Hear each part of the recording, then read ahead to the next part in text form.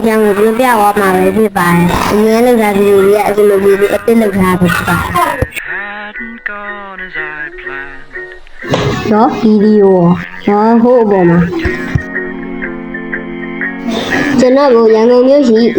ရန်ကုန်မြို့ကြီးစီရီတွင်2014ခုနှစ်ခဏလာပိုင်း73ရက်နေ့တွင်နေပါတယ်ကျွန်တော်ကိုကောက်ကွယ်စေးဆိုတော့ပြီးကျဲလို့အမည်ပေးခဲ့လို့ကျွန်တော်ရဲ့လူတွေကပြောပါတယ်ဒါပေမဲ့အမည်ကိုဖေဖေနဲ့မမေကအောင်ခန်းကိုလို့အမည်ပြင်ခဲ့ပါတယ်ကျွန်တော်ကိုတခါကလည်းမြန်မာနိုင်ငံအောက်ပိုင်းရှိဖျားမှကစားဝင်းများစားတော့ဆိုင်များကိုလိုက်ပို့ပေးပါတယ်ကျွန်တော်တက်9နှစ်6နှစ်ခန့်ကမမေကရုံလေးနှစ်ကောင်မွေးပေးပါတယ်အမည်ရောမသိတော့ပေမဲ့ပုံမှန်ကတော့အဖြူနဲ့အမဲကွက်ကလေးများပါတယ်ရုံလေးနဲ့အဖြူရောင်ရုံလေးရဲ့ဖြစ်ပါတယ်ရုံလေးများတည်သွားတဲ့အခါတော့ကိုယ်ကလေးတစ်ကောင်မွေးပေးပါတယ်